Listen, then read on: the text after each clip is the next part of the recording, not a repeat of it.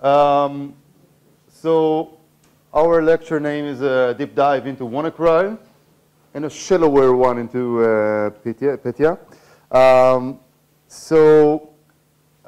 This presentation was done after the latest WANNACRY events, although now it's not the absolute latest, because yesterday we all witnessed the Petya thing that spread throughout the world and caused a lot of panic.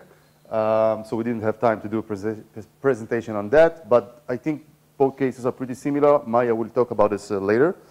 So the thing about the WANNACRY ransomware is that once this thing happened, I think it created a lot of panic throughout the world. Everybody's seen businesses going down, and it was everywhere. You see a simple WANNACRY Google search just a day after this happened yields something like 11 million results.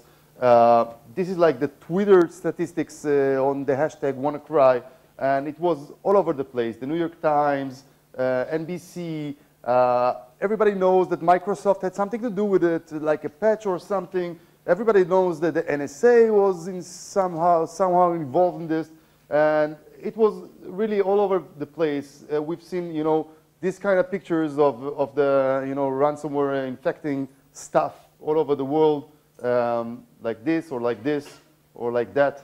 No, that's actually fake. It's fake news.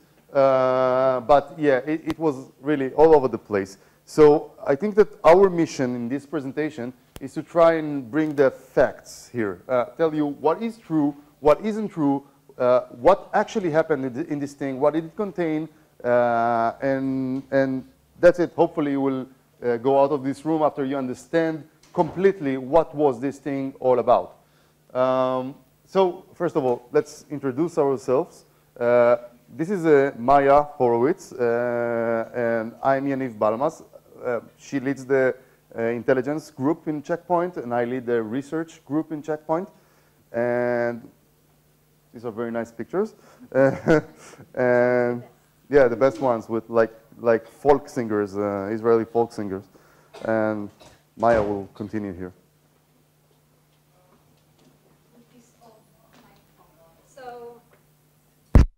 So let's show everything on a timeline so that we know what came before what. So it all started mid-March when Microsoft released their Patch Tuesday with patches against some vulnerabilities in Microsoft and specifically in SMB.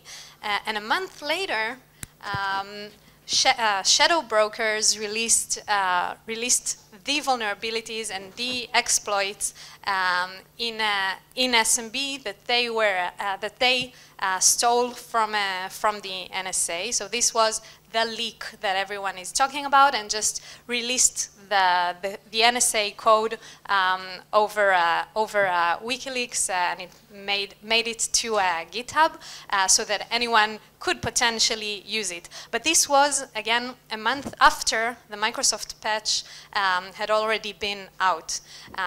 So the smart users could have already been protected against these exploits. Now a month later, we all know what happened, the WANNACRY attack. All these different organizations and many more were breached, and their files encrypted and held ransom.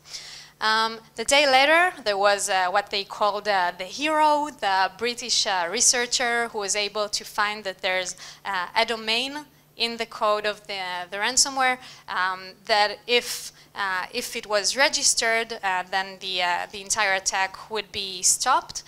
He registered this domain actually before he even understood what he was doing, but this was the famous kill switch, meaning that the minute this domain was registered, the ransomware stopped from encrypting files and stopped from infecting additional machines and additional networks. The day later, there was a new domain a new kill switch, and a day later there was the third and the last. In this case, we were lucky enough or quick enough to find this one ourselves. One of the researchers in my group found this domain, registered it, and stopped the last part of this campaign. And when we registered this kill switch, it means that we started receiving all the requests coming from all the victims around the world, and we were able to draw this map of the infections of the third variant of this ransomware. And you can see here the infections globally, and I marked here just in Israel. We saw from the third and last variant 142 IP addresses in Israel which were infected, but you can see that most infections were in India, Russia, which is interesting, we'll get to that later, and in the US. You now. My turn. Okay, so this is going to be a technical brief about what this thing actually is, what it contains, and what it can do. This is the general overview of the WannaCry. It starts with a stage 1 dropper. This is the thing that when it starts, this is how this thing starts executing on your computer. There's a stage 1 dropper. What he's doing is basically just a few stuff. First of all, it scans your entire local LAN, okay, everything. And whoever has SMB port open, SMB is a TCP port 445, it just uses the exploit that we'll talk about just in a few minutes and infects this computer. So this is the lateral movement within the local LAN. Next thing it does, it scans the internet. But scanning the internet is only on a class C network. So that's only 254 addresses being scanned on the internet. And whoever is found with SMB open to the internet, it does happen, obviously, gets also infected with this thing. So entire scan of local LAN and then just a small scan of the internet for vulnerable SMB clients. And the last thing it does, this thing checks the kill switch. Actually, this is not in the right order. First, it checks the kill switch. So obviously, if the kill switch is there, it doesn't do the exploitation stuff after it. That's why the kill switch is so effective. But that's all the stage 1 loader does. Yes? Why they put the kill switch in the first place? I mean, it's so much consideration for all the victims.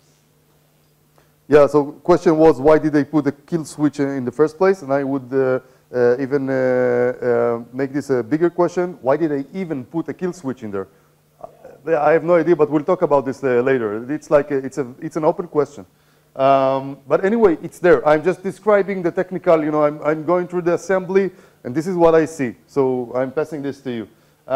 Next thing it does, it drops a stage 2. Now, actually, the stage 2 is actually the same as stage 1. It just drops itself, but it only starts executing from a different execution point, right? And at that point, it does some other stuff, which is to start the encryption thread itself. It goes through all the files and encrypts them. And then it unpacks a few embedded resources inside this binary, and those resources and executes them.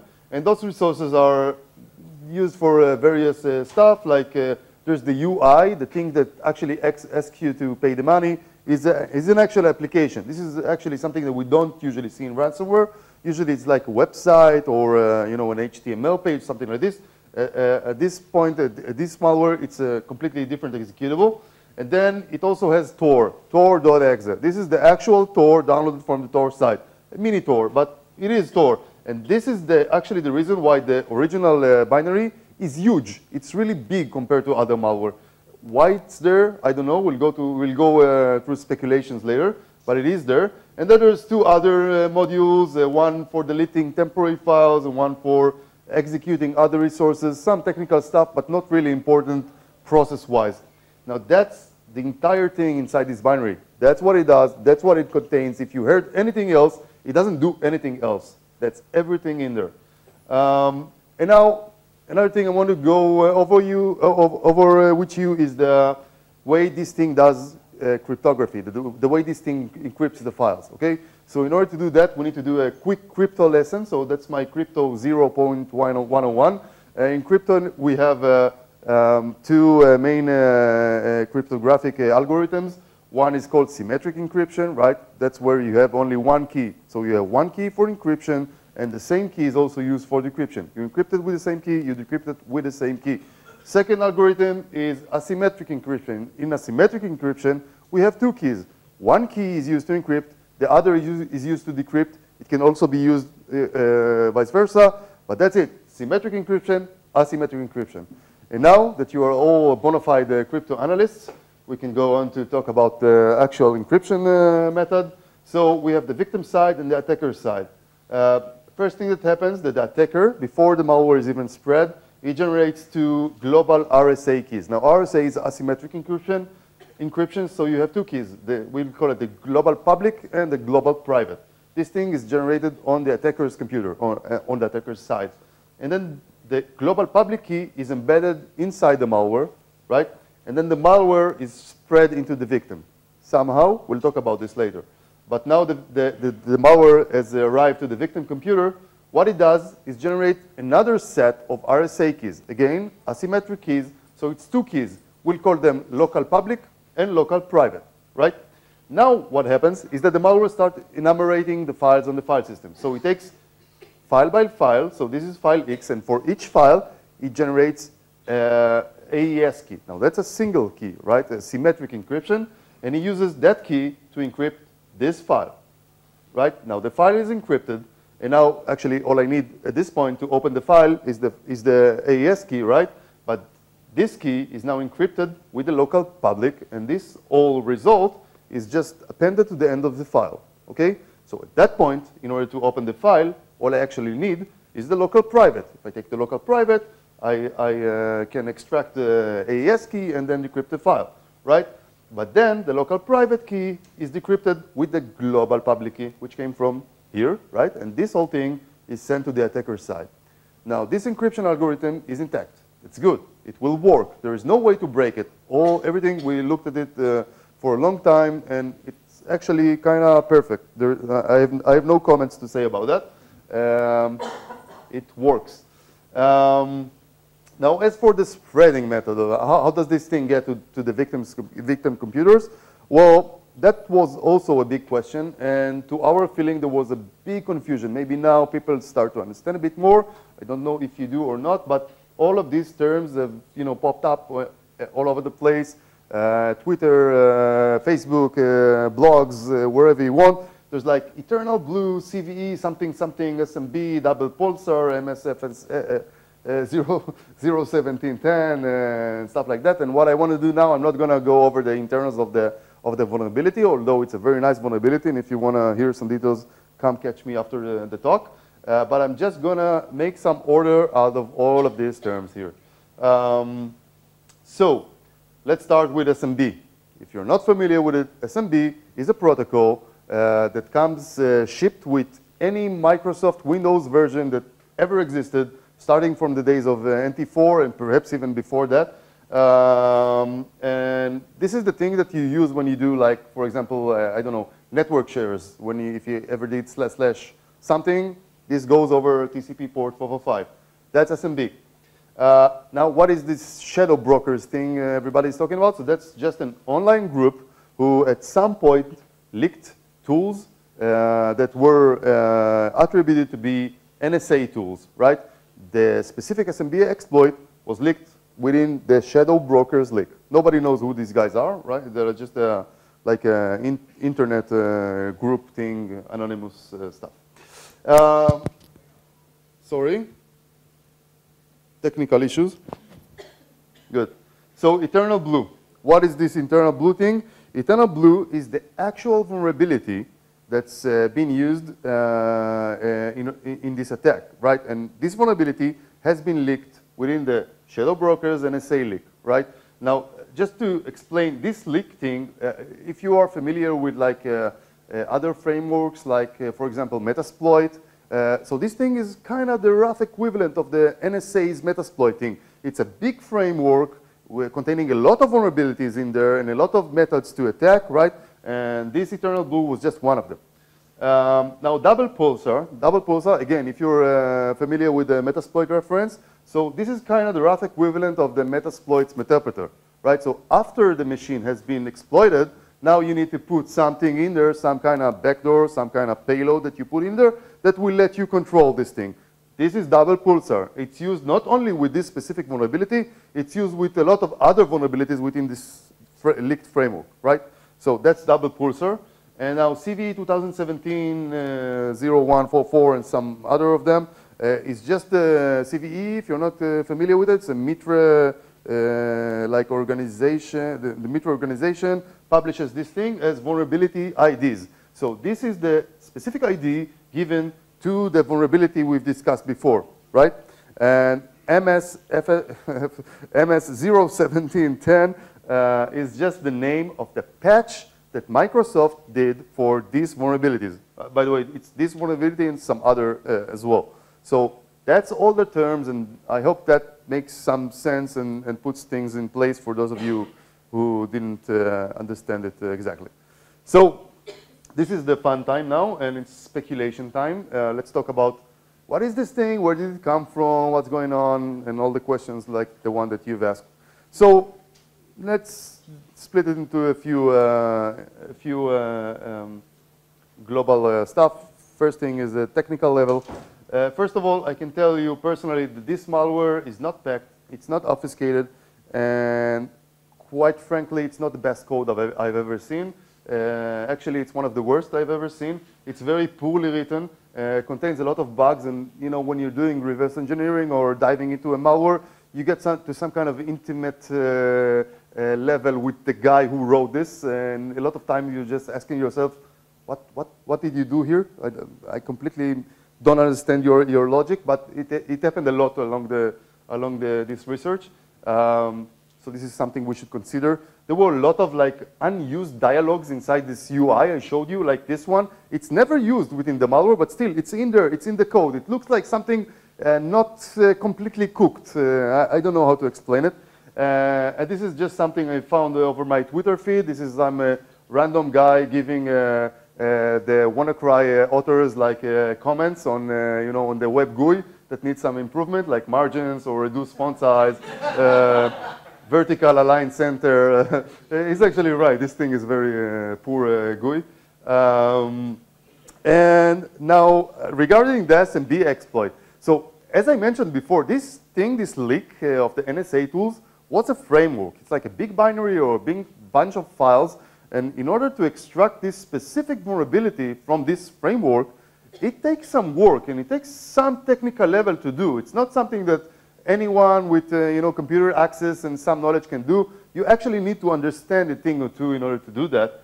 And the thing is that people did it after the NSA exploit. Not a lot, but there were some GitHub pages, some in Chinese, some in English, that contained actually exactly that. Somebody that ripped off the vulnerability from within the NSA exploit. And the thing is that this here is like just something I ripped off the GitHub page. As you see, there's a couple of placeholders in here.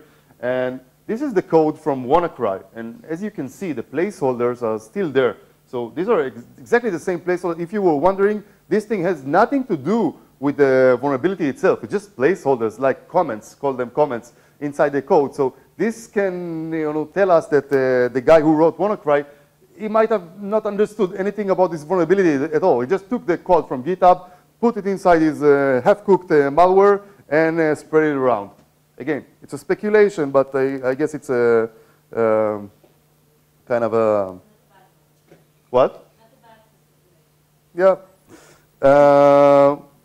And answering your question about the kill switches, I think that even the existence of kill switches inside the ransomware doesn't make sense. I don't see why when I spread a ransomware, not that I do, but if I would spread a ransomware, I would try to make the most profit of it. Why should I put a kill switch in there? There is no business logical reason to do this. I can't see one at all. And let's say that he did put a kill switch in there for whatever reason he chose to, right?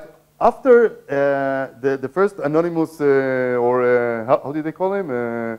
Coincidental hero or something, found the first kill switch, right? So this guy who wrote the WannaCry malware now understands that there is a kill switch, and maybe he did a small mistake. So there were next versions. There were versions that were released after the kill switch was revealed, and they again contain kill switches. So again, it doesn't make sense. If I'm writing this malware and I understand that, okay, this kill switch makes my business not so good, so next version will be without the kill switch. It's just as easy as commenting one single code line, but he didn't do that. So why didn't he do that? I don't know. Again, something for you to think about.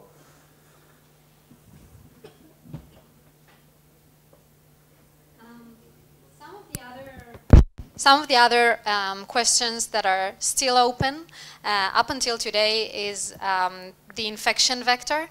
There was a lot of confusion around this. At first, people said that it started with phishing emails, probably just because there was another ransomware campaign just the day before this one that really did start with phishing campaign, and it was the Jeff ransomware for those who are familiar with it. But up until today, no one knows who patient 0 was and how was this network infected. But what we can say is that the minute that there was a first network, the way from there to a global epidemic was very, very short. Because as Yaniv said, what the malware does is not just spread inside a network, but also look for random other networks that it can spread to by just scanning a huge range of random IP addresses. Another question is behind the motivation for this attack, because obviously with ransomware, the main motivation usually would be to get money. But there was something very fishy about the monetization process or operation in this campaign.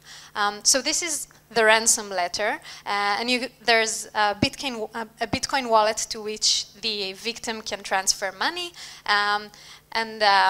Yeah, if you are a victim, you want to pay, so you pay the money to this wallet, and then you click check payment, but then you get this error message saying that the payment was not confirmed, and you can call the threat actors here between 9 and 11 a.m. Monday to Friday.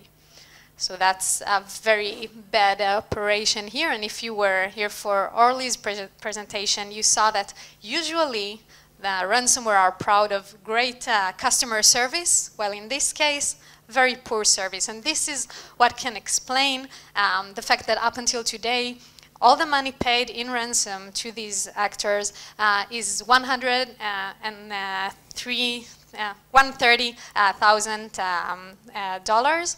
And considering the fact that it was a huge attack, it doesn't really make sense. Another problem here was that that even if you called these people, you did your best, you couldn't really get the files, and because there's no way to say that you did pay the ransom. There were only 3 Bitcoin wallets to which victims can pay, and there was no unique ID per victim, so it means that the authors can't really relate the money to a specific victim and give them the decryption key. Now, they did give an option to do a POC, a proof of concept, that they can decrypt files, and this is what the decrypt button is for. They say here that you can decrypt some of your files for free. You click the decrypt button and you do get 10 files back. But from our analysis, it looks like these files aren't randomly chosen.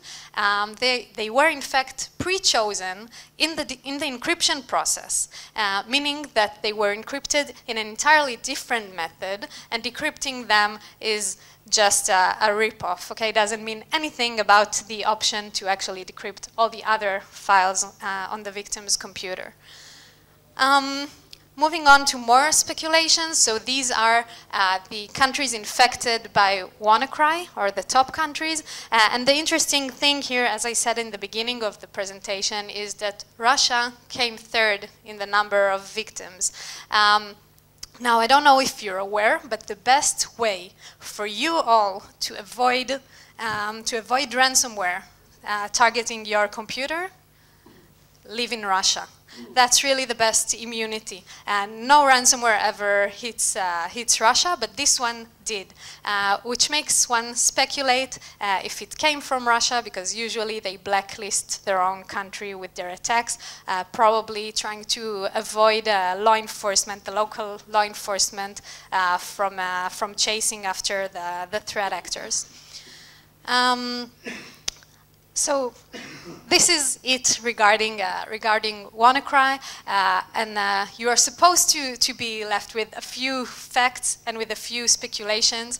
And I want to move on to the very last part and the very last slide, which is to try to compare between the WannaCry attack to the what I call PetyaCry, or the attack from earlier this week, because everyone was saying, hey, here's another WannaCry global attack. So let's get back to the facts. So the global spread with WannaCry was huge and it was worldwide, while with Petya it was mainly in the Ukraine. It started with the Ukraine. There were a few ricochet in other countries, but the very most of the victims were still in the Ukraine. It might be connected to the way the malware was spread, which is probably through software updates of an accounting software that about half of the government organizations in the Ukraine use. So this company is still denying that they are related or have been compromised to be part of this attack, but still this is the leading assumption right now. The Ukrainian police said that it is true. Microsoft are also saying that they have proof from their forensics, but I can't really say for sure. That's why I left the question mark here. But it does make sense considering the fact that most of the victims are in the Ukraine. With WannaCry, as I said, we don't know we still don't know how it started. Encryption is a bit different. Both are ransomware, both do encryption, but with WannaCry, encryption was file encryption, so encrypting each file separately in the process that Yaniv described. While with PetyaCry, the encryption is of the entire hard drive, meaning that the victim can't really approach, or rendering the hard drive useless entirely. Lateral movement with WannaCry was using the eternal blue vulnerability. With Petya, what they did is that they tried eternal blue, but they also added a different lateral movement mechanism. So maybe because the SMB was already patched for many companies, they also added a second option, which is to rip the credentials of users in the network and use them for the lateral movement in two different ways. And then spreading externally, once there is an infection in a network, we said that with WannaCry, they also scanned other IP ranges, trying to get from one network to another. With Petya, they did not do that, and this is why it all stayed very limited, only to the first circle of victims. Lastly, money.